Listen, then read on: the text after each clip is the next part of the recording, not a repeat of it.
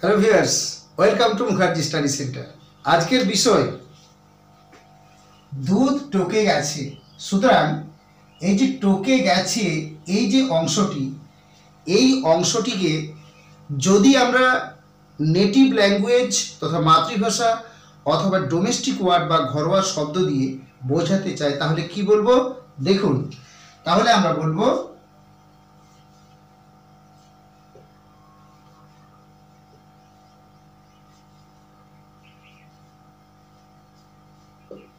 Acidic smell, ACIDIC acidic smell, অর্থাৎ যখন দুধ থেকে আম্লিক গন্ধ বের হয় তখনই কিন্তু আমরা বলি দুধ টকে গেছে। সুতরাং যেহেতু এটা টকে গেছে অর্থাৎ কি হয়েছে, নিশ্চয়ই এটা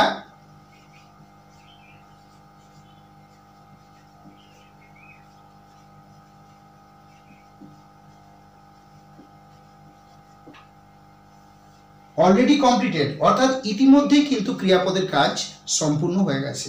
সুতরাং এই ক্ষেত্রে এবং টকে গেছে যেহেতু আমাদের প্রেজেন্ট বা বর্তমান সময়কে নির্দেশ করছে, সুতরাং এই ক্ষেত্রে আমরা প্রেজেন্ট পারফেক্ট টেন্স বা পুরাগঠিত বর্তমান কালের সূত্র প্রয়োগ করব। যে সূত্রটি আমরা জানি তবু আমি আমাদের সামনে একবার রিভাইজ করছি। সেটা হলো subject plus have oblique has plus main verb V3 plus others. ব্যাস এই সূত্রটি ফেলে দিলে আমাদের আনসার সুন্দরভাবে বেরিয়ে যাবে। এরপর দেখুন বাক্যটির মধ্যে সূত্র দিয়ে আমি আপনাদের সামনে বিষয়টি উপস্থাপন করছি।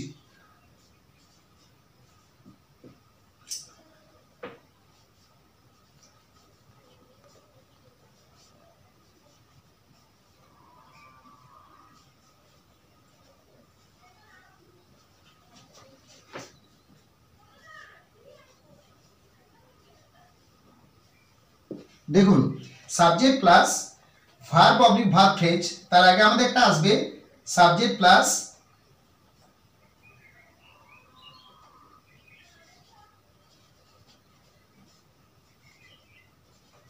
Have oblique has plus subject plus have oblique has plus verb oblique verb phrase plus others.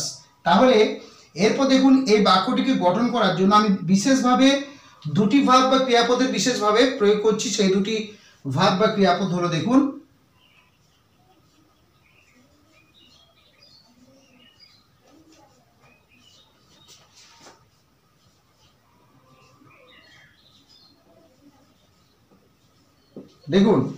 TURNED turned oblique become, অর্থাৎ টার্ন এবং বিকাম এই দুটি ভার্ব বা ক্রিয়াপদ দিয়ে বাক্যটি গঠন করার চেষ্টা করছি আপনাদের সামনে। সুতরাং ভিডিওটি দেখতে থাকুন। দেখুন আমি এখানে প্রথমে বলেছি দেখুন subject plus have oblique has plus verb oblique verb phrase plus others. সুতরাং এই স্ট্রাকচার দিয়ে বাক্যটা আমি বানিয়ে আপনাদের সামনে উপস্থাপন করছি। দেখুন তাহলে সাবজেক্ট অর্থে কি বললাম, দুধ টকে গেছে। সুতরাং সাবজেক্ট অর্থে আমি দ্য মিল্ককে ধরলাম, দ্য মিল্ক অর্থাৎ সাবজেক্ট হিসেবে ব্যবহার করলাম। এরপর হ্যাভ অবলিক হ্যাজ অর্থাৎ দ্য মিল্কের ক্ষেত্রে আমি হ্যাজ পেয়ে যাব, দ্য মিল্ক হ্যাজ অর্থাৎ হ্যাভ অবলিক হ্যাজের মধ্যে আমি হ্যাজ ব্যবহার করলাম। এরপরে ভার্ব এবং ভার্ব ফ্রেজের মধ্যে কি করব, টার্ন দিয়ে করব। সুতরাং আমি লিখব দেখুন তাহলে দ্য মিল্কটাকে আমি কি করলাম, সাবজেক্ট হ্যাজ টার্ন কি করে দিলাম, ভার্ব ফ্রেজ করে দিলাম। এরপরে কি হলো, হ্যাজ টার্ন কি হয়েছে, টকে গেছে। তাহলে আদার্সে ফেলে দিলাম আমি।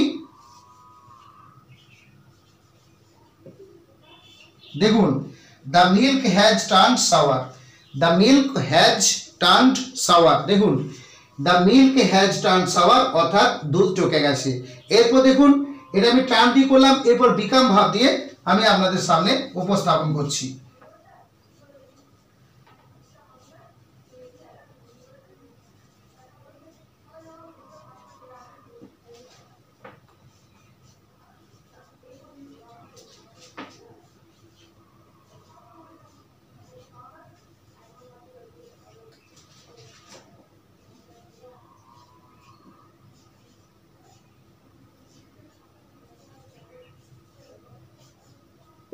দেখুন the milk has become acid oblique tart.